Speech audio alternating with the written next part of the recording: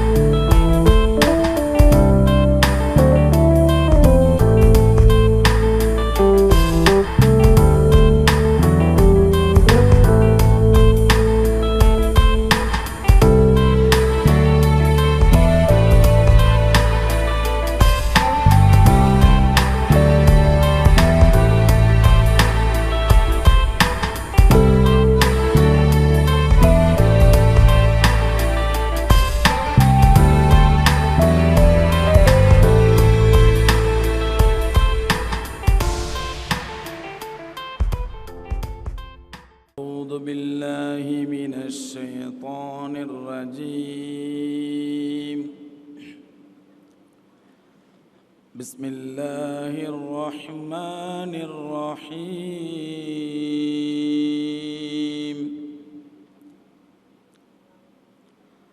والعصر إن الإنسان لفي خسر إلا الذين آمنوا وعملوا الصالحات وتواصوا بالحق وتواصوا بالصبر صدق الله العظيम। सबसे पहले मैं जनाब ज़फ़र भाई सरेशा वाले जी से गुजारिश करूंगा कि अपने ख्यालात का यहाँ इजहार करें। अस्सलामु अलैकुम वरहमतुल्लाहि वबरकातुहू। औज़ु बिल्लाहि मिनश्शैतानिर्रजीम बिस्मिल्लाहिर्रहमानिर्रहीम।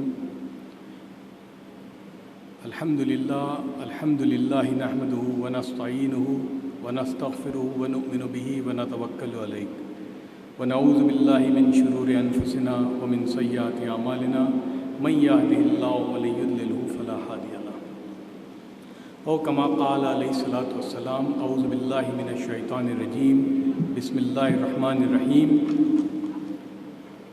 रब्बि इश्रह ली सदरी व यस्सिर ली अमरी वहलुल उक़्दतम मिन लिसानी यफ़क़हू क़ौली। अल्लाहुम्मा सल्लि अला मुहम्मदिन व अला आलि मुहम्मदिन कमा सल्लैता अला इब्राहीम व अला आलि इब्राहीम इन्नका हमीदुम मजीद। दोस्तों, ये जो आपने देखा कि तालीम की ताकत और इस उन्वान पर ये जो कॉन्फ्रेंस यहाँ की गई है, ये हमारे लिए सबसे बुनियादी चीज़ है। इसलिए कि कुरान का जो पहला एड्रेस है,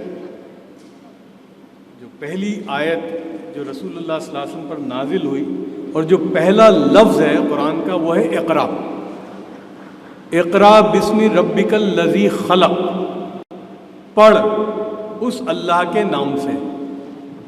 और ये किसको कहा जाता है? एक ऐसे रसूल को जो उम्मी है, यानी जो बेपढ़े लिखे। फिर आगे कहा जाता है उसी के अंदर, और कलम के साथ, अल्लमा बिल कलम, और कलम के साथ, यानी पढ़ना और लिखना, ये हमारी बुनियादी चीज़ है। यानी सबसे पहला सबक ये है।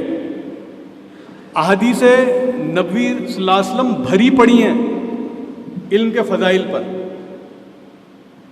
यानी कई मरतबा मैं सोचता हूँ कि ये तफरीक़ कहाँ से हुई। यानी ये दीन और ये दुनिया, यानी ये मज़हब और ये दुनिया, यानी ये डिस्टिंक्शन इस्लाम में कभी नहीं था। इसलिए कि अल्लाह के रसूल ने यूँ फरमाया हदीस में कि अगर इल्म हासिल करने के लिए चीन जाना पड़े तो जाओ। अब आप मुझे बताओ दोस्तों कि उस ज़माने में चीन में कौन सा कुरान और हदीस का इल्म था? यानी चीन जाने को कहा कि अगर चीन जाना पड़े, यानी वो दौर में कि जहाँ पर हज़ारों मील का सफ़र है, लेकिन अगर इल्म हासिल करने के लिए वहाँ जाना पड़े तो जाओ। और एक हदीस में यूँ आता है कि हर मुसलमान के लिए या हर इंसान के लिए इतना इल्म हासिल करना फ़र्ज़ है यानी कंपल्शन है। एक जगह पे आता है कि जो इल्म के रास्ते पे चलता है तो फरिश्ते उसके रास्ते पे पर बिछा देते हैं, इल्म के लिए जो चलता है। तो ये क्या हो गया, यानी जिस कौम को पहला एड्रेस इल्म, बल्कि मुझे एक अजीब हदीस याद आई कि जैसे इस ज़माने की जो लैंग्वेज है, लेंगुआ फ्रैंका जो है अंग्रेज़ी है इस ज़माने की, कि भाई अगर आपको कुछ नहीं आता हो और अगर अंग्रेज़ी आती है तो आपका काम चल जाएगा। आप कितने ही बड़े इंजीनियर हो जाओ, लेकिन अगर अंग्रेज़ी नहीं आती तो आपका काम नहीं होगा, यानी लिंगुआ फ्रैंका है। उस ज़माने की जो लैंग्वेज थी लिंगा फ्रैंका, वो उरियानी ज़ुबान थी। अल्लाह के रसूल सल्लल्लाहु अलैहि वसल्लम ने 2 अपने सहाबा को भेजा वहाँ पर और वो ज़ुबान सीख कर आए। तो ये हमारे अंदर इनबॉर्न था। क्या हो गया, यानी जो पॉजिटिविटी जो है, पॉजिटिवनेस जो है, उसके बारे में एक रिवायत है, यानी एक काम करने पर, एक पॉजिटिव काम करने पर, मैं समझता हूँ कि इससे ज़्यादा रिवायत मुझे कोई नहीं मिली बुखारी शरीफ की। हुजूर पाक सल्लल्लाहु अलैहि वसल्लम ने यूँ फरमाया कि अगर क़यामत का सूर फूंका जाए पॉजिटिविटी पर, कि क़यामत का सूर फूंका जाए, यानी इस्लाम में यह है कि जब दुनिया ख़त्म हो जाएगी, जब तरम बरम हो जाएगा तो क़यामत का सूर फूंका जाएगा, मतलब अब ख़त्म। यूँ फरमाया कि जब क़यामत का सूर फूंका जाएगा और तुम खजूर का दरख्त लगा रहे हो, खजूर का दरख्त जो है ना वो 6 साल में ऊंचा होता है और 12 साल में फल देता है। तो यूँ फरमाया कि अगर क़यामत का सूर फूंका जाए और तुम खजूर का दरख्त लगा रहे हो तो उस क़यामत का सूर का इंतज़ार मत करना, अपने काम में लगे रहना। बालाजी, अब इसके बाद मैं जिस शख्सियत को यहाँ पर आपके सामने प्रस्तुत करने जा रहा हूँ, जिन्होंने अपनी सोच को सकारात्मक रूप देकर यह दिखाया है कि बच्चा देख मस्जिद आलीशान, एक अल्लाह के वास्ते इतना बड़ा मकान। मोहतरम इस मुबारक महफिल के सदर मेरे भाई ज़फ़र साहब और मोहतरमा जनाबा नजमा मैडम और तेलंगाना के डिप्टी सीएम आली जनाब मोहम्मद अली साहब और निज़ामाबाद के मेंबर ऑफ पार्लियामेंट मेरी दीदी कविता मैडम और सुप्रीम कोर्ट के जस्टिस मोहतरम जनाब इकबाल साहब और दीगर हजरात और मोहतरम भाइयों बहनों, इस मुबारक महफिल में तालीम की ताकत के नाम से अपने कौम को आगे बढ़ाने के लिए जिस कौम ने सुलाया गया है उस कौम को जगाने के लिए ये महफिल कायम किया गया है। हर इंसान, ये कान है, ये कान है, हर इंसान के अंदर ये कान है।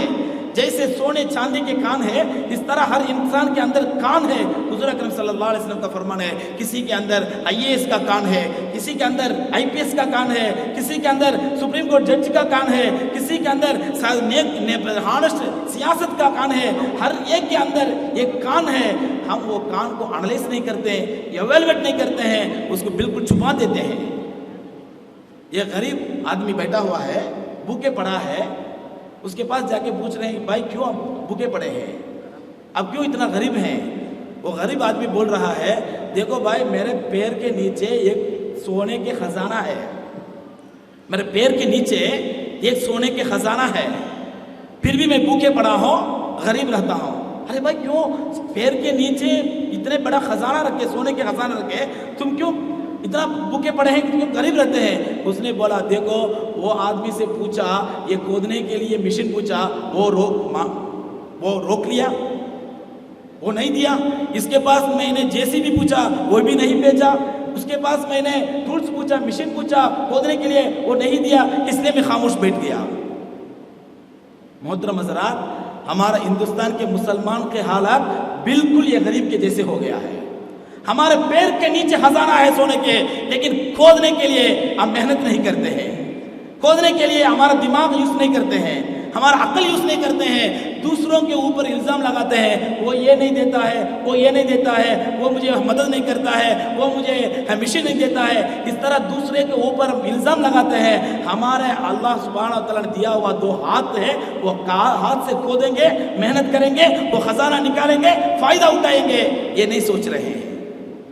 बिल्कुल वो गरीब भूखे पड़े हुए आदमी के जैसे मुसलमान की हालत हिंदुस्तान में हो गया है। अब इसके बाद मैं जनाब ज़फ़र भाई सरेशा वाला जैसे फिर से गुजारिश करूंगा कि इस बदलती हुई दुनिया में तालीम भी कैसे बदल रही है, इस पर वो 2 शब्द कहें। हम लोग एक और चीज़ है कि जो आजकल यूनिवर्सिटीज़ में या मदरसों में एक किस्म की तालीम तो होती है, लेकिन जो असरी तालीम है, जैसे मैथमेटिक्स है, इंग्लिश है, बेसिक साइंसेस हैं, वो नहीं होते। या कुछ स्कूलें हैं कि टीचर्स नहीं है उनके पास, कहाँ से लाएं?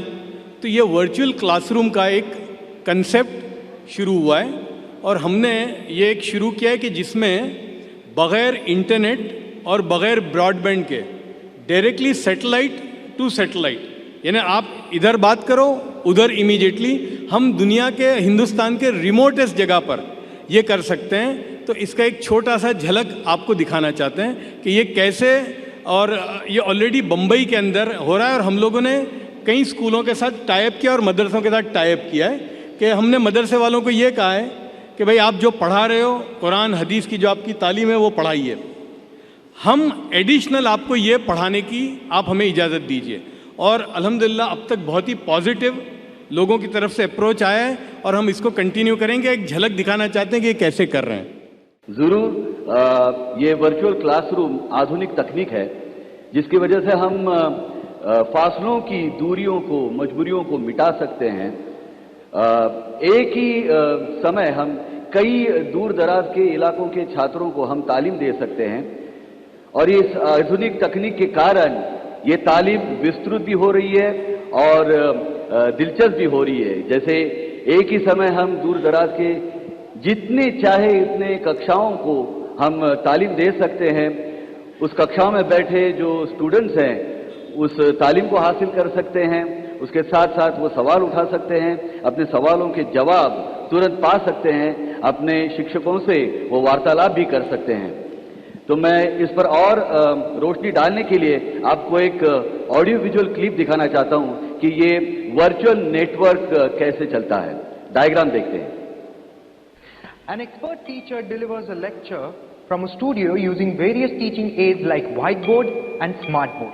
This signal is recorded and then encrypted at source and transmitted to a satellite hub.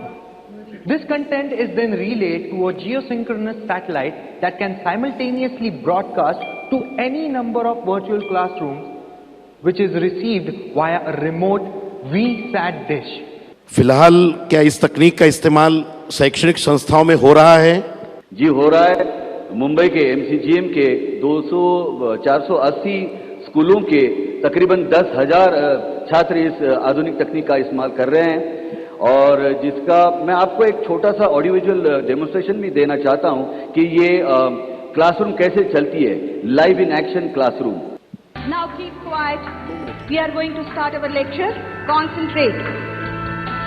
Now is the time to witness a lecture in action. Hello students. Today we have a very interesting topic.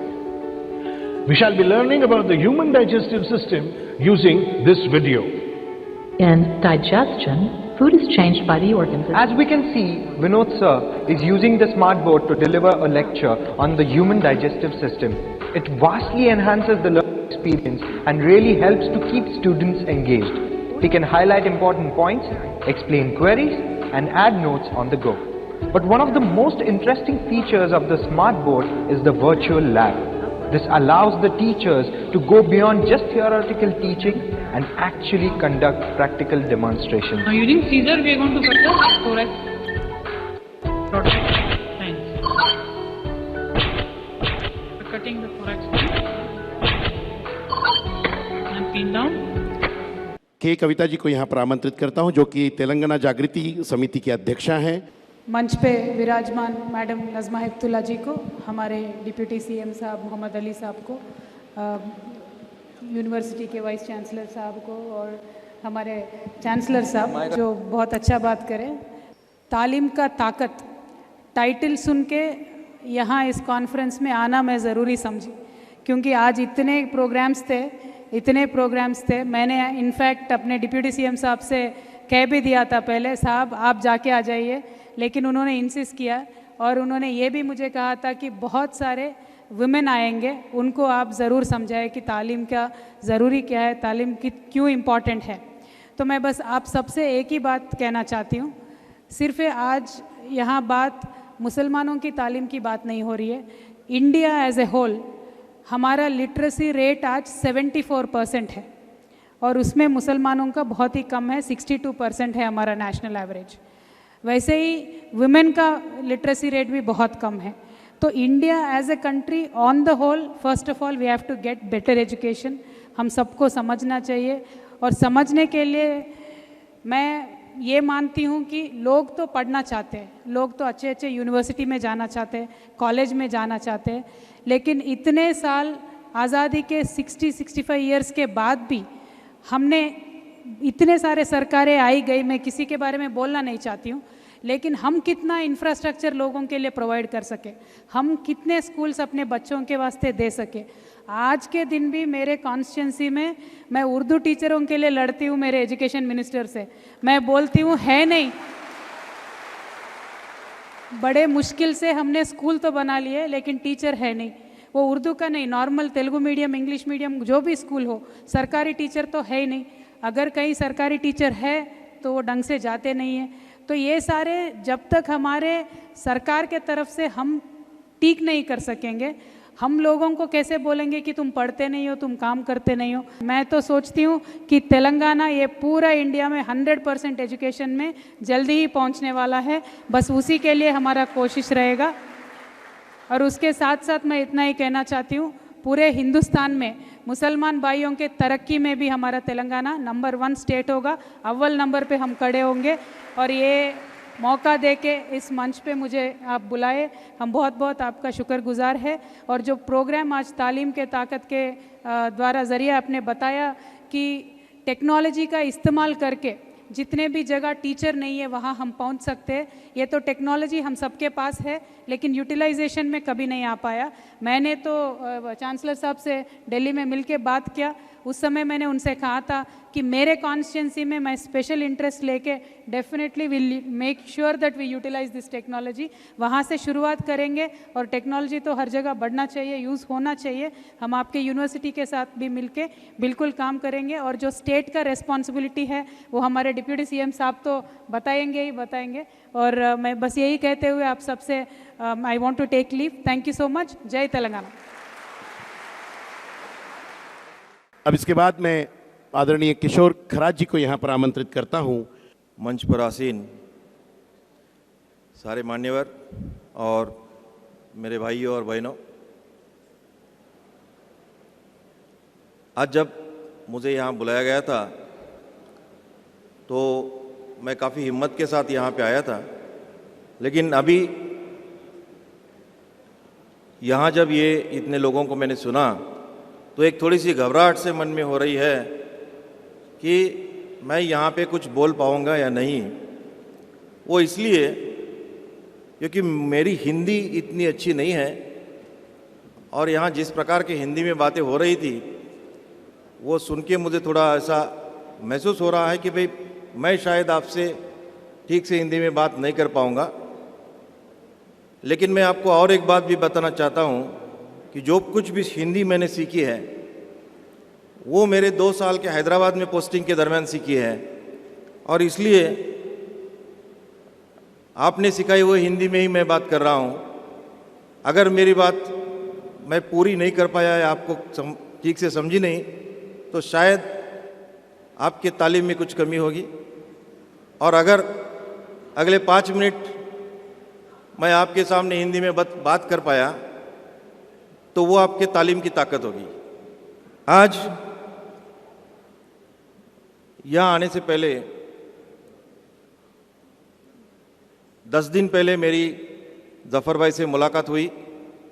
वो बम्बई में मेरे office में आए थे और ज़फ़र भाई में कुछ बात किया मेरे से, वो सुन के थोड़ा सा मुझे अच्छा नहीं लगा। और ज़फ़र भाई ने मुझे ऐसा बोला कि हमारा मुस्लिम समाज जो है, मुस्लिम कम्युनिटी जो है, वो एक प्रकार से ऐसा महसूस करती है कि वो या तो बैंकों से ठीक से जुड़ी नहीं है, या तो फिर बैंकों को, या ये हमारे बैंक वाले हैं, ये बैंक वाले हमारे मुस्लिम समाज को ठीक से सपोर्ट नहीं करते हैं। और ये सुन के मुझे काफ़ी ख़राब लगा कि जो बैंक्स 65 साल की आज़ादी के बाद और 40 साल के नेशनलाइजेशन के बाद भी अगर समाज के हर तबके तक नहीं जा पाती है तो कुछ न कुछ खामियां हमें भी ज़रूर हैं।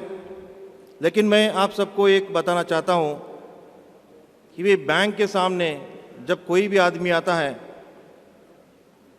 तो कभी भी उसका मज़हब नहीं देखा जाता, कभी भी उसका धर्म नहीं देखा जाता, कभी भी उसकी कम्युनिटी नहीं देखी जाती। हमारे लिए सब लोग एक ग्राहक के मुताबिक होते हैं। जस्टिस जनाब M.Y. इकबाल साहब यहाँ पर है, एक बार जोरदार तालियों से हम उनका स्वागत करें। Doctor Najma Heptulla ji, honourable minister minority affairs, Mohammad Ali Sahab deputy chief minister, इस प्रोग्राम के ऑर्गेनाइज़र और चांसलर ज़फ़र शरेशवाला, जनाब Khwaja Shahid Sahab vice chancellor, IDBI के चेयरमैन और जितने डिग्निटरीज़ हैं, शमशुद्दीन साहब भी आए हुए हैं मक्का मस्जिद से। ज़फ़र साहब ने मुझे कहा कि साहब तालीम की ताकत मौजू पे बात करनी है। तो हम लोगों के साथ कुछ रिस्ट्रिक्शंस हैं, हम लोग एक्सटेम्पोर बोल के पता नहीं कहाँ क्या बोल जाएंगे तो उसका गलत माने लगाया भी जा सकता है। तो मैंने सोचा कि स्पीच हमेशा हम लोग इंग्लिश में देते हैं, लेकिन यहाँ का माहौल देखने के बाद ये ठीक नहीं होगा कि मैं इंग्लिश में बोल जाऊँ और पढ़ जाऊँ और पता नहीं मैं समझ पाऊँ कि नहीं खुद। जब मौजू है तालीम की ताकत, तो ये मौजू सिर्फ तेलंगाना और हैदराबाद के लिए नहीं था, या साउथ इंडिया में तमिलनाडु है या कर्नाटका है, ये पर्टिकुलर तौर पे उसके लिए नहीं है, बल्कि कविता जी ने जैसा बताया कि इस रीजन में मुस्लिम्स लिटरेसी काफ़ी है, काफ़ी फैसिलिटीज़ भी दिए जाते हैं, बट जहाँ तक रिजर्वेशन का सवाल है इस पर मैं कुछ नहीं कहना चाहता हूँ। ये पॉलिटिशियंस की बात है। जहाँ तक तालीम की सवाल है, ज़फ़र साहब, शमशुद्दीन साहब ने कहा कि कुरान में इक़रा वर्ड ही आया कि तू पढ़। पढ़ से मतलब नहीं कि सिर्फ कुरान शरीफ पढ़ो, पढ़ से मतलब है कि इल्म हासिल करो, और इल्म हासिल करने के लिए हमें अगर चीन भी जाना पड़े तो जाओ। ज़फ़र साहब ने यही बताया। देखना यह है कि एज ए होल पूरे कंट्री में माइनॉरिटीज़ का क्या पोजीशन है। अगर हम मुसलमानों को एक माइनॉरिटी तबका लेकर चलें और नज़र घुमाएं यूपी, बिहार, उड़ीसा, बंगाल, राजस्थान, तो आप पाएंगे कि लिटरेसी इलिटरेसी वहाँ पे 80 से 90% है।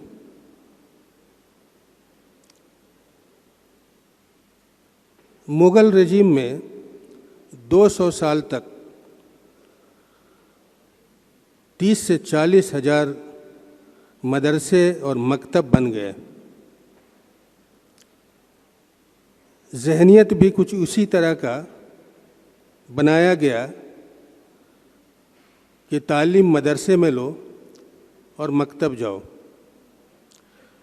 लड़कियों के तालीम के लिए तो कभी कोई पेरेंट्स तैयार नहीं होते हैं। मैं फिर बोलना चाहता हूँ कि मैं उस जगह की बात कर रहा हूँ जहाँ 90% इलिटरेसी है। मुस्लिम्स अपने इलिटरेसी के वजह से वो लड़कों को मकतब और मदरसा भेजते हैं और लड़कियों को घर पे रखते हैं। अब ये टाइम आ गया है, मैं ज़फ़र साहब से कहूँगा कि जिस तरह हम अपने जुडिशरी में लीगल अवेयरनेस का प्रोग्राम करते हैं, गांव में बाज़ार में जाकर अवेयरनेस का प्रोग्राम करते हैं, अब ये वक्त है कि हम गांव के अंदर जाके, चाहे वो मुस्लिम्स पॉपुलेशन हो, नॉन मुस्लिम्स पॉपुलेशन हो, वहाँ पे जाके हम लीगल अवेयरनेस लाएं मुसलमानों में और गैर मुस्लिमों में जो स्कूल और कॉलेज से काफ़ी दूर हैं। मैं आदरणीय तेलंगाना राज्य के नायब वज़ीर आला साहब से गुजारिश करता हूं कि अपने ख्यालात का इजहार करें। बिस्मिल्लाहिर्रहमानिर्रहीम, अस्सलामु अलैकुम रहमतुल्लाहि वबरकातुहू। आज मुझे सबसे ज़्यादा खुशी इसलिए हो रही है कि मौलाना आज़ाद सेंट्रल उर्दू यूनिवर्सिटी में हम आज तक तारीख़ में मौलाना आज़ाद साहब के बारे में सुनते आ रहे हैं, मगर आज उनकी पोतरी यहाँ पर मौजूद है, उसकी सबसे ज़्यादा खुशी हमें हो रही है। इसलिए कि मौलाना आज़ाद साहब ने हिंदुस्तान की आज़ादी में जो कारनामे अंजाम दिए हैं, उन्होंने बहुत कम उम्र में कांग्रेस के प्रेसिडेंट थे, ऑल इंडिया प्रेसिडेंट थे, और आज़ादी के बाद जिस वक्त हिंदुस्तान और पाकिस्तान की तकसीम हुई, मौलाना आज़ाद ने वहाँ की जामा मस्जिद हर स्टेशन से जाकर अपील की मुसलमानों से, आप हिंदुस्तान में रहिए, ये एक डेमोक्रेसी रहेगी, यहाँ पर सबको हक़ मिलेगा। आज उन्होंने यहाँ पर ख़ास तौर से नजमा हेबतुल्लाह मैडम जो ऑनरेबल माइनॉरिटी मिनिस्टर है, और सारे लोग उन्हें नजमा आपा के नाम से पुकारते हैं। वो हर एक के हर दिल अजीज़ है, और बहुत ज़माने से कांग्रेस में रहते हुए, बीजेपी में रहते हुए माइनॉरिटी कम्युनिटी की और तमाम कम्युनिटी की खिदमत करते आ रहे हैं, और आज उन्होंने ख़ास तौर से इस प्रोग्राम में तशरीफ़ लाए, मैं उन्हें मुबारकबाद देता हूँ।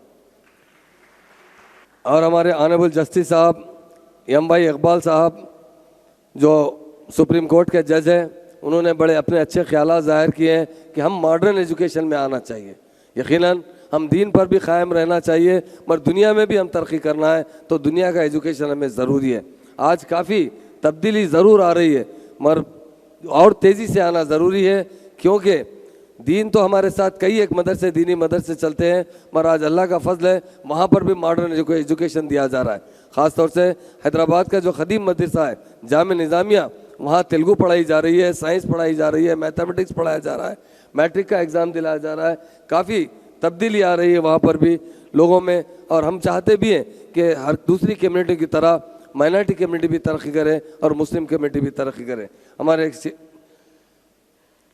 श्री किशोर करत साहब जो MD एंड CEO है IDBI बैंक के, उन्होंने भी बहुत अच्छे ख्यालात का इज़हार किया। यकीनन हम हर चीज़ से सहूलत हासिल करते हुए तरक्की हासिल करना चाहिए। और हमारे चांसलर साहब जो ज़फ़र सुरेश वाला साहब है, वो चांसलर बनने के बाद कई बार हैदराबाद के चक्कर लगा चुके हैं, कई बार बहुत से लोगों से मिल चुके हैं, और वो आज पहली मर्तबा मैं समझता हूँ कि कोई हमारे स्टेट के लोग यहाँ पर तशरीफ़ लाएँ। इससे पहले कभी भी हमारे स्टेट के कायदीन का, हमारे हैदराबाद के आवाम का ज़्यादा रब्ज़ ज़ब्त मौलाना आज़ाद यूनिवर्सिटी नहीं था, मगर मैं भी इससे 2 मरतबा आ चुका हूँ और हम इंशाल्लाह इस सिलसिले को जारी रखेंगे और हमारे स्टेट में इस यूनिवर्सिटी का जो मुकाम है उसे और ऊंचा करेंगे और हमारे स्टेट में जगह जगह जहाँ जहाँ इसके ब्रांचेस होंगे ज़रूर हम कायम करेंगे, क्योंकि बहुत से टाउन्स में बहुत सी हमारी बहनें उर्दू मीडियम में पढ़ना चाहती हैं। उर्दू लिटरेचर हमें इसलिए ज़रूरी है, ख़ास तौर से हमारी बहनों के लिए, कि हमारा इस्लामी लिटरेचर तमाम का तमाम उर्दू ज़बान में, जो हम अगर ज़बान ही नहीं समझ सकते तो लिटरेचर किस तरह समझ सकते हैं।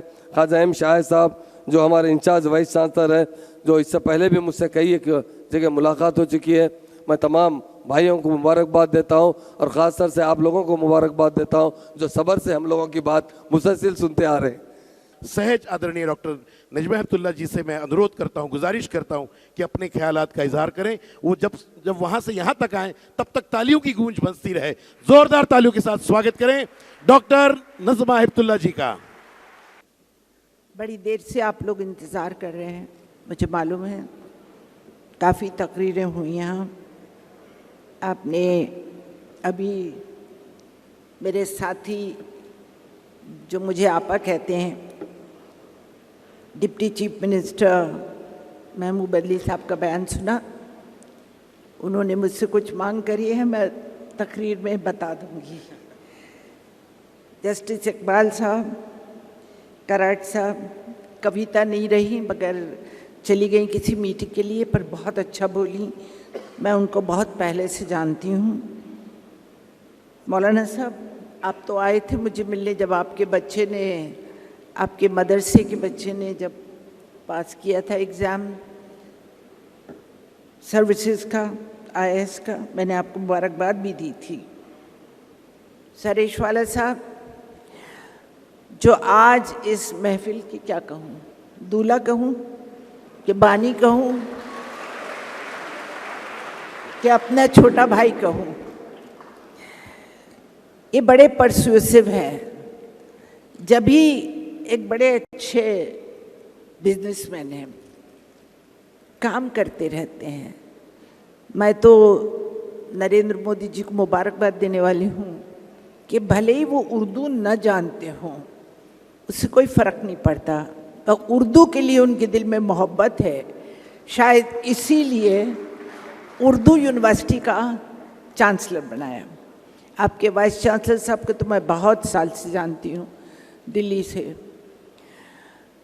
हैदराबाद में मेरे आने का कोई पहला मौका नहीं है, पर मैं समझती हूँ कि आज मैं अपने आप को बहुत खुशकिस्मत समझ रही हूँ कि मैं आपके इस प्रोग्राम में आई 2 वजह से। एक तो ये यूनिवर्सिटी जिसके नाम पे कायम की गई है, मैं उसके रिश्ता रखती हूँ। ये मेरी खुशकिस्मती है कि अल्लाह ताला ने मुझे ऐसे ख़ानदान में पैदा किया जो तालीम की ताकत को समझते थे।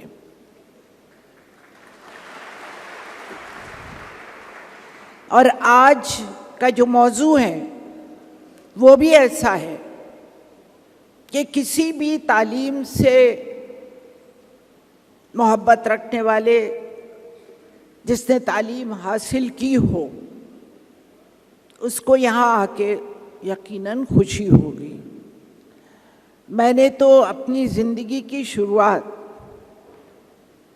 टीचर के तौर पे शुरू की। मेरी PhD करने के बाद मैं यूनिवर्सिटी में पढ़ाती थी। हालांकि मैं साइंस में पीएचडी की, ज़ूलॉजी में पोस्ट ग्रेजुएट किया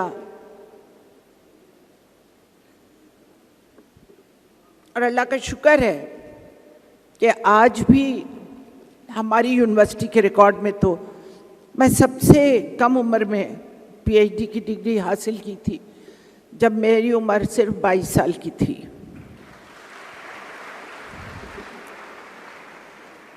और उसके बाद मैंने वहीं पढ़ाना शुरू किया। मैं अगर आपको बताऊं कि मेरी क्या तनख्वाह थी तो आप लोग हैरान हो जाएंगे। मुझे 275 रुपये तनख्वाह महीने में मिलती थी पढ़ाने की, पीएचडी करने के बाद। मगर मैं कुछ और भी कर सकती थी, रिसर्च कर सकती थी, मगर मुझे शौक था पढ़ाने का, और ये शौक मुझे विरासत में मिला था। मेरी खाला जिन्होंने मुझे उर्दू की तालीम दी, वो उर्दू की टीचर थी। स्कूल तक उर्दू पढ़ी, मगर उर्दू उन्होंने घर में जो पढ़ाई, शायद वही मेरी बुनियाद है कि जब दीवाने गालिब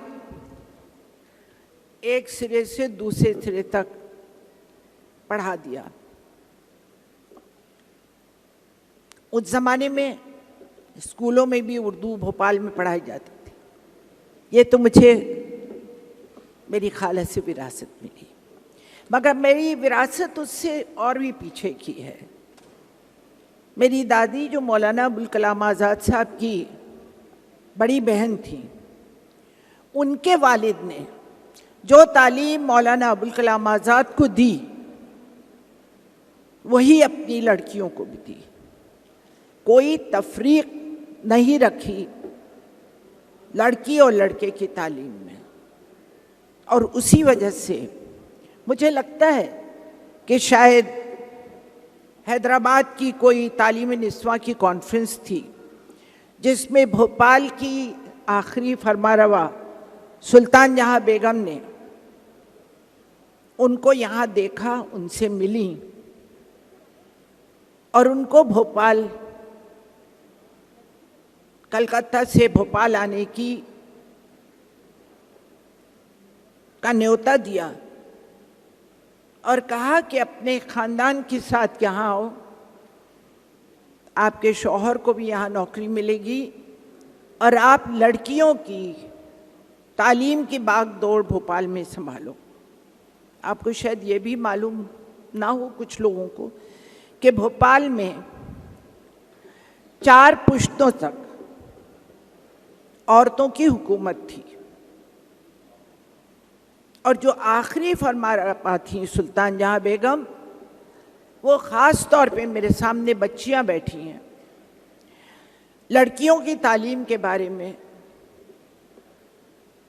उनको बहुत एहसास था और उन्होंने बहुत कुछ काम किए। और इन्हीं की वजह से आज मैं अपने आप को ये कह सकती हूँ कि मैं भोपाल में पैदा हुई। हमारे स्टेट में हमेशा से लड़कियों की तालीम फ्री थी। मैंने 1 पैसा भी पीएचडी तक खर्चा नहीं किया। कॉलेज की एजुकेशन भी फ्री थी, स्कूल की एजुकेशन भी फ्री थी। ऊपर से स्कॉलरशिप जो मिलता था council of scientific industrial research का, वो अलहदा। तो मेरे दिल में तालीम की इज्जत है, कदर है, अहमियत है, और मैं ये जानती हूँ कि मैं आज यहाँ जो कुछ हूँ वो सिर्फ मेरी काबिलियत और तालीम की वजह से हूँ।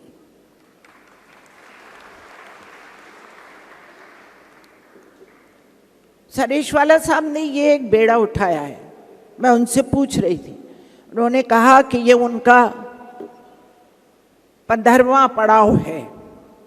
ये अलग अलग जाके अलग अलग शहरों में अलग अलग सामीन के सामने तालीम की ताकत की बात करते हैं। मैं उनको मुबारकबाद देती हूँ।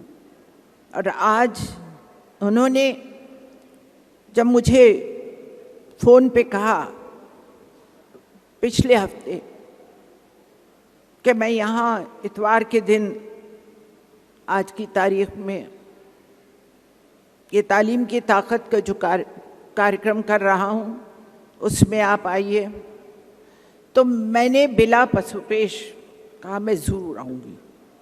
और मुझे खुशी है कि न सिर्फ अलग अलग लोगों ने अपनी राय दी, हर नज़रिए से राय दी, कुछ पॉलिटिकल राय दी, एक जज की राय भी जज साहब ने दी, और वो जिस जगह से आते हैं, मुझे पता लगा कि साहब रांची से आते हैं, तो जिसके नाम के इदारे में आप बैठे हैं, मौलाना अबुल कलाम आज़ाद, वहाँ 3-4 साल नज़रबंद थे।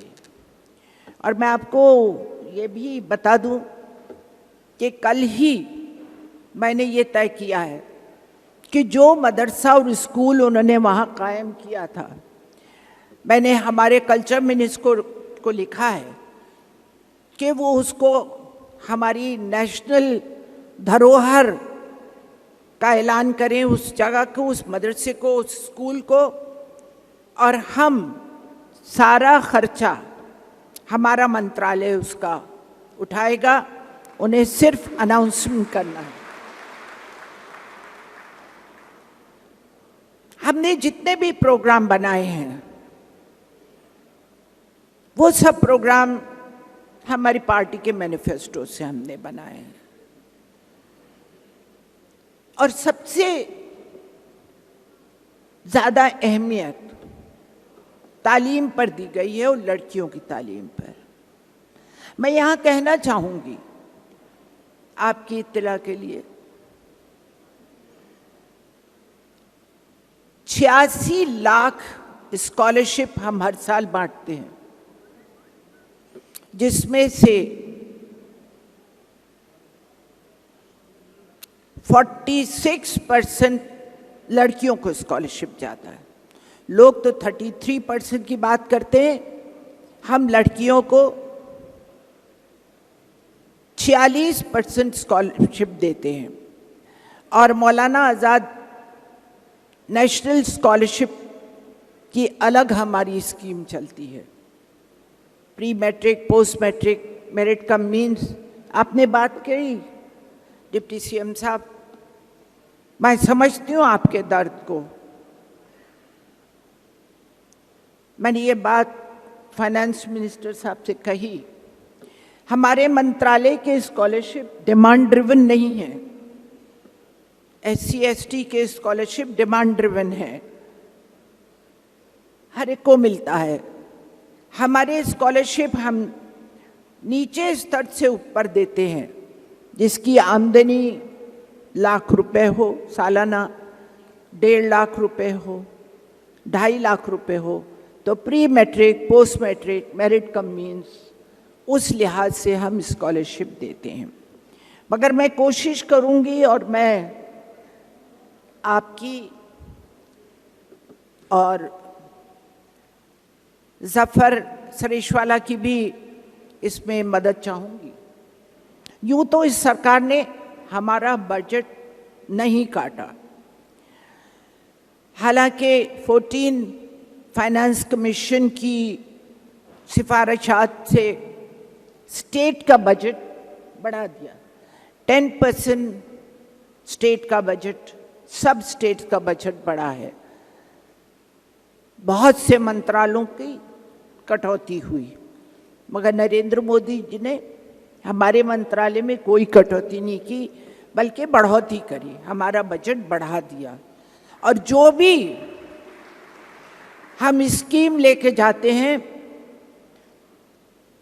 वो स्कीम हमारी पास हो जाती है, उसका अनाउंसमेंट फाइनेंस मिनिस्टर बजट में करते हैं। चाहे वो उस्ताद की स्कीम हो, चाहे वो एवरलास्टिंग फ्लेम की हो, चाहे नई मंजिल की स्कीम हो। मौलाना आज़ाद की बहुत सी बातें मुझे याद आती हैं। मैं अपनी ज़िंदगी में उनको अपना रोल मॉडल मानती हूँ।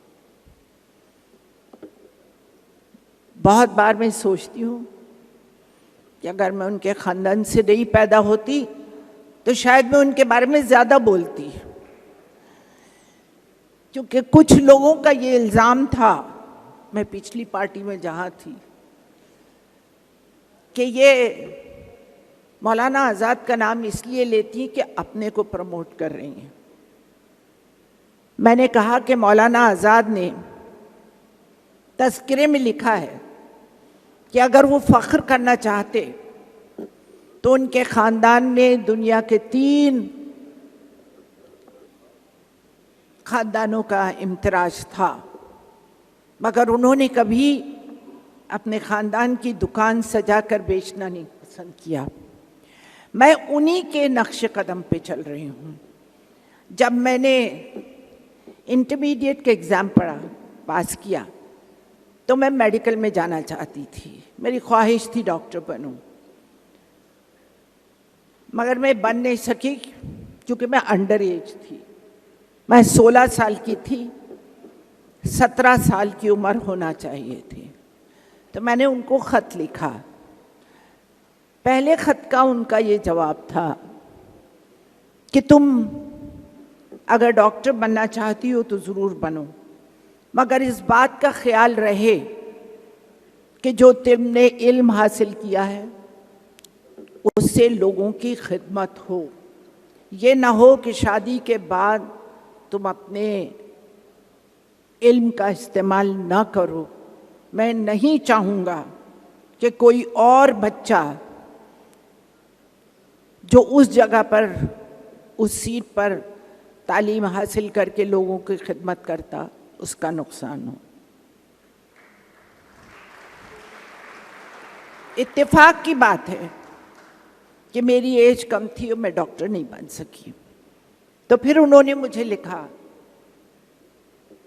कि तुम आगे तालीम हासिल करो, जितनी भी तुम्हें हासिल करनी है, मगर इस बात का ध्यान रखो कि जो कुछ भी इल्म हुनर तुम हासिल करो उसमें अपने आप को माहिर करो, कि लोग तुमको तुम्हारे इल्म हुनर की वजह से पहचाने, ना कि इस वजह से कि तुम किस ख़ानदान से ताल्लुक़ रखती हो।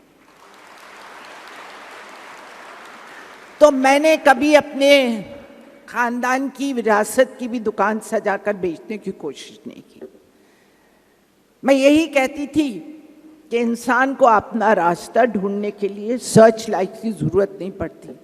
एक छोटे से चिराग की रोशनी भी इंसान को रास्ता दिखा सकती है।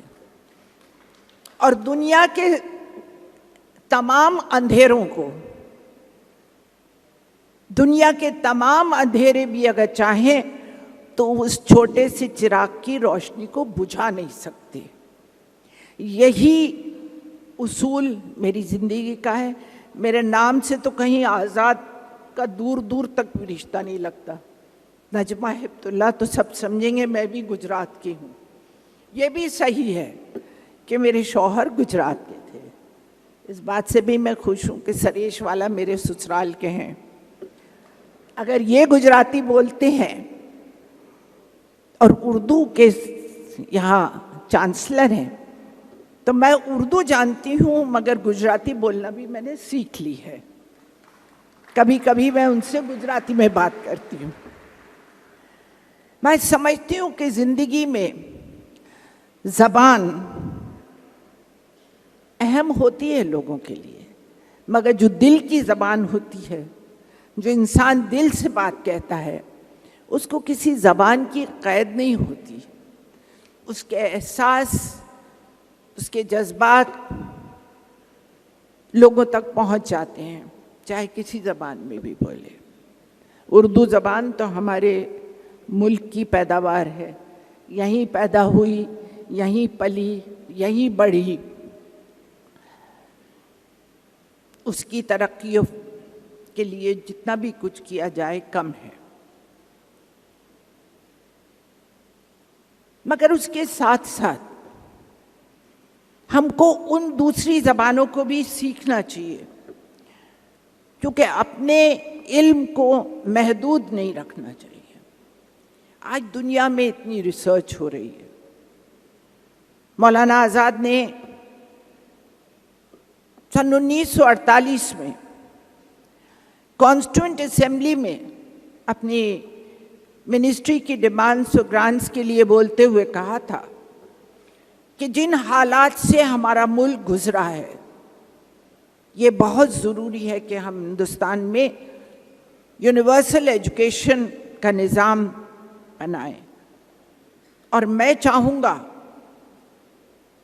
कि एजुकेशन डिफेंस का बराबर का दर्जा दिया जाए, क्योंकि मुल्क को अगर तरक्की करनी है तो हमें अपने नई आज़ाद मुल्क की नस्ल को तालीम में आगे बढ़ाना है।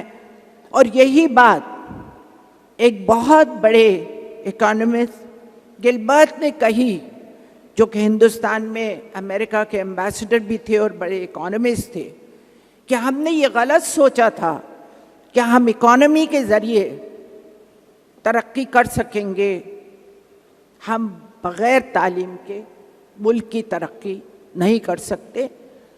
और परसों मैं पढ़ रही थी, प्रधानमंत्री अपनी कॉन्स्टिट्यूंसी में जब लोगों को खिताब कर रहे थे, ई रिक्शा बांट रहे थे, तो उन्होंने इसी बात पे जोर दिया कि तालीम ही हमारी गरीबी को दूर कर सकती है, खाली स्लोगन्स गरीबी को दूर नहीं कर सकते। हमें तालीम के लिए इक़दामात करने हैं। मौलाना आज़ाद ने एक और बात कही थी, क्योंकि आज़ाद हिंदुस्तान की एजुकेशन पॉलिसी की बुनियाद उन्होंने रखी। उस ज़माने में 20 के करीब यूनिवर्सिटियां थीं, कुछ कॉलेजेस थे। आज ये बड़ी हम फ़ख्र से कह सकते हैं कि हमारे मुल्क में 600 से ज़्यादा यूनिवर्सिटियां हैं और 35,000 से ज़्यादा कॉलेजेस हैं। गवर्नमेंट यूनिवर्सिटियां हैं, प्राइवेट यूनिवर्सिटियां हैं, डीम यूनिवर्सिटियां हैं, सेंट्रल यूनिवर्सिटियां हैं, स्टेट यूनिवर्सिटियां हैं। उन्होंने एक बात और बहुत ज़रूरी कही थी कि मुझे इसमें कोई एतराज़ नहीं है कि मेरे मुल्क के नौजवान आला तालीम हासिल करने हिंदुस्तान से बाहर जाएं, मगर मैं चाहता हूँ कि मेरे मुल्क के इदारे इस हैसियत के हों, इस दर्जे के हों कि दुनिया से लोग इल्म हासिल करने हिंदुस्तान आए, जैसा कि कदीम ज़माने में नालंदा और तक्षशिला में होता था। दुनिया से लोग इल्म हासिल करने आते थे। रसूलुल्लाह ने फरमाया, जैसा कि अभी 2 लोगों ने उस बारे में कहा, कि अगर तुम्हें इल्म हासिल करना हो तो चीन जाओ। चीन से इल्म हासिल करने नालंदा और तक्षशिला में लोग आए। अरब में हिंदुस्तान की एक अपनी ही कदर थी उस ज़माने में, हुजूर अकरम के ज़माने में। वहाँ हिंदा नाम बड़ा अच्छा माना जाता था। खुद रसूलुल्लाह की रिश्तेदार का नाम हिंदा था। हिंद की अपनी एक जगह थी। आज हम चाहते हैं कि हमारे मुल्क की वही जगह दुनिया के नक्शे पर हो, और वो जगह, वो मुकाम हम जब ही हासिल कर सकते हैं कि जब हम अपने बच्चों को तालीम दें। यहाँ बहुत लेक्चर दिए गए, मुझे लगा किसी ने बहुत डांट के भी बोला आपको बच्चों को नहीं पढ़ाते हैं, मुसलमान बच्चे अपने स्कूल में नहीं भेजते हैं। फिर शायद जज साहब ने कहा कि ये तो सब पढ़े लिखे लोग हैं, तो इनको डांटने से कोई फ़ायदा नहीं है, जो नहीं पढ़े लिखे हैं वहाँ जाके बोलना चाहिए। तो मैं जज साहब को बताऊं कि आपने खुद ही जिक्र किया, मैं पटना में गई, 2 बार जा चुकी हूँ बिहार। मैं पटना गई, पहले वहाँ मैंने स्किल डेवलपमेंट का शुरू किया काम, कि जो बच्चे स्कूल से ड्रॉप आउट हो जाते हैं, ड्रॉप आउट इसलिए नहीं हो जाते हैं कि वो पढ़ना नहीं चाहते हैं, इसलिए ड्रॉप आउट हो जाते हैं कि उनके वालिदैन उन्हें पढ़ा नहीं सकते हैं, उसरत की वजह से उनको काम में लगा देते हैं। हमने उन बच्चों के लिए ब्रिज कोर्स बनाया, उनको स्किल डेवलपमेंट के लिए खोले सेंटर, ताकि वो बच्चे उनको कम से कम 8वें का सर्टिफिकेट हम दे सकें, ताकि वो ऑर्गेनाइज सेक्टर में नौकरी करने के काबिल हो जाएं। आपके यहाँ से तो बहुत से लोग हिंदुस्तान के बाहर भी नौकरी करने जाते हैं, मगर जब तक उनको 8वें या 10वें का सर्टिफिकेट नहीं होता है, उनको बाहर नौकरियां मिलने में तकलीफ होती है, चाहे कितने भी हुनरमंद क्यों हों, उतना सर्टिफिकेट होना ज़रूरी है।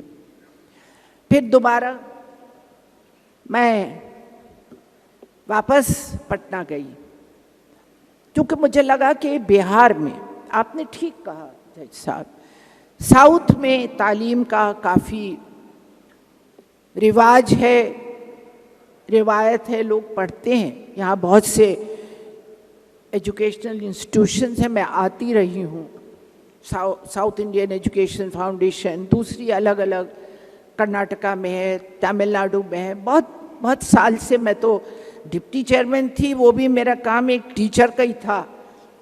वहाँ अनपढ़ लोग नहीं होते थे, पढ़े लिखे लोग होते थे, मगर काम तो वही था, बैठ जाइए, खड़े हो जाइए, आप बोलिए, आप मत बोलिए। तो वो काम के साथ साथ मैंने काफ़ी अपने आप को जोड़ के रखा था तालीम के साथ, और उसी सिलसिले में साउथ इंडिया में भी बहुत से इंस्टीट्यूशन में मेरा आना हुआ। मगर कमी कहाँ है? बिहार, यूपी, झारखंड, मध्य प्रदेश,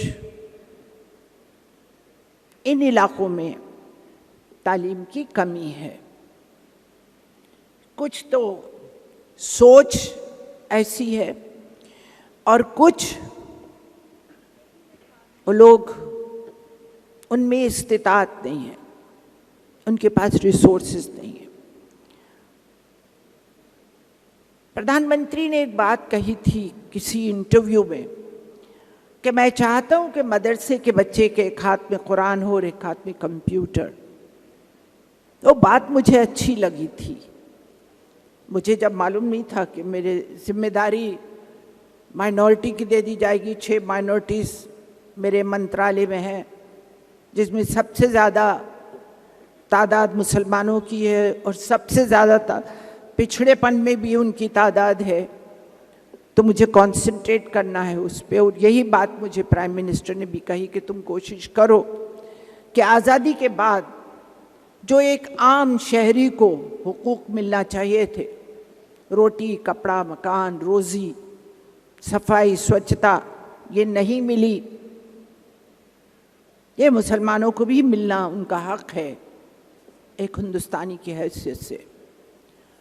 तो मैं पटना में गई, सबसे पिछड़े इलाके में, मुस्लिम इलाके में, मदरसे में, और मैं अकेली नहीं गई, नरेंद्र मोदी की सरकार के एक मिनिस्टर को भी साथ लेकर गई, राधा मोहन सिंह को, जो बिहार के हैं,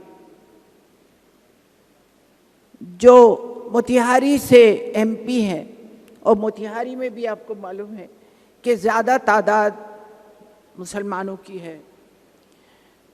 और मैंने उस मदरसे से कंप्यूटर के ज़रिए उनके कॉन्स्टिट्यूंसी में 2 मदरसों में स्किल डेवलपमेंट का प्रोग्राम कंप्यूटर के ज़रिए वहाँ खोला, और पटना में भी हमने उस मदरसे में खोला, लड़कियों और लड़कों को स्किल डेवलपमेंट के लिए और तालीम के लिए। हम कोशिश यही कर रहे हैं कि सबसे नीची तब इकाई जो है वहाँ तक जाएं, उन तक पहुँचाएं। आज यहाँ आने का, और मैं समझती हूँ जो ज़फ़र भाई ने किया है, मकसद ये है कि ज़िंदगी में हमें अगर खुदा ने ये मौका कि हमें तालीम की रोशनी हमारे दिमागों को मिली, कहीं कहीं हमारा फ़र्ज़ बनता है कि ईच वन टीच वन की, या एक चिराग से दूसरा चिराग जलाने के काम में हम सब शामिल हों। मैं जनाब ज़फ़र भाई सरेशा वाला जी चांसलर साहब से गुजारिश करता हूं कि आप यहां पर वोट ऑफ थैंक्स के लिए। नजमा जी, ये याद है 1992 में एक बात मैं कहना चाहता हूँ बहुत जिम्मेदारी से।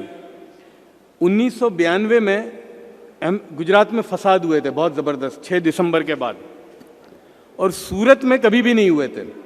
सूरत में, इससे कि गुजरात में हमेशा राइट होते थे, सूरत में नहीं हुआ था। सूरत में भयानक फसाद हुए थे। हमेशा सूरत वाले मदद के लिए आते थे अहमदाबाद। ये पहली बार ऐसा हुआ कि अहमदाबाद में नहीं हुआ था और सूरत में हुआ था। तो हम अहमदाबाद वाले सूरत में मदद लेकर गए। उस ज़माने में एक बड़े अल्लाह वाले थे, मुफ्ती अब्दुल रहीम लाजपुरी दामद बरकातुहुम, उनकी खिदमत में हम पहुँचे। बड़े बड़े लोग थे। उन्होंने बेसाख्ता एक बात कही, और एक हमारे बुजुर्ग थे अहमदाबाद के, यूँ कहा कि मौलाना मैं चाहता हूँ कि इस्तग़फ़ार करें, हम अपने गुनाहों की माफ़ी मांगें। तो कहा किस गुनाह की? तो कहा उस गुनाह की, मुझे याद है ये सूरत का वो स्टेशन, रेलवे स्टेशन, कि जब मौलाना आज़ाद रहमतुल्लाह अलैह और मौलाना हुसैन अहमद मदनी उतरे थे, 1946 का वो दिन था, मुसलमानों ने उनको जूतों का हार पहनाया था। ये वो सरजमीन रो रही है और आज पुकार रही है। ये उस गुनाह का नतीजा है आज। तो हमारा हमेशा ही अलमिया रहा है। मैं नरेंद्र मोदी साहब की इसलिए इज्जत करता हूं कि 2012 की बात है, एक मजमून था मौलाना आज़ाद का जो मैंने सलीम खान को दिया था। सलीम साहब हमारे जो बहुत ही हिंदुस्तान के मशहूर राइटर हैं, उन्होंने पढ़ा और हैरान हो गए। इसलिए कि मुझे जो मिला है, मौलाना आज़ाद मिले अपनी ज़िंदगी में, इसलिए कि मेरे वालिद रहमतुल्लाह अलैह के हीरो थे मौलाना आज़ाद, और हमने बचपन में गुबारे खातिर पढ़ी थी। तो मैं समझता हूँ कि जिसने गुबारे खातिर नहीं पढ़ी हो उसने कुछ नहीं पढ़ा ज़िंदगी में। हमारे वालिद ने वही दिया था हमको। तो मैंने वो मजमून दिया सलीम साहब को। सलीम साहब ने पढ़ने के बाद मुझे कहा कि भाई मैं ये नरेंद्र मोदी साहब को देना चाहता हूँ, आप भिजवाइए और उनसे कहिए कि वो पढ़ने के बाद मुझसे बात करें। जब वो मजमून पहुँचा, और मोदी साहब की एक आदत थी, है अभी भी है, कि आप उनको कोई चीज़ दें तो वो फ़ौरन उसको पढ़ते हैं। वो मौलाना आज़ाद का मजमून पढ़ने के बाद उनका पहले मुझे फ़ोन आया, और ये लफ्ज़ हैं उनके, मोदी साहब के। उन्होंने कहा कि ज़फ़र, मेरी ज़िंदगी राजकारणी में निकली है, यानी मैंने पब्लिक लाइफ में ज़िंदगी गुजारी है। मैं आज अपने आप को इतना छोटा समझता हूँ कि मौलाना आज़ाद को मैं जानता ही नहीं। ये पढ़ने के बाद मुझे पता चला कि क्या शख्सियत थी। और फिर यूँ कहा, मोदी के लफ्ज़ हैं कि मैं चाहता हूँ कि ये मजमून जो सलीम साहब ने भेजा है, ये हर घर में फ्रेम करके लगाने की ज़रूरत है। और उसी के बाद, उस मजमून पढ़ने के बाद मौलाना आज़ाद की बरसी हुई थी, और उस बरसी में मोदी साहब ने यह कहा था कि बोले मौलाना आज़ाद को हम भूल गए कि क्या शख्सियत थी।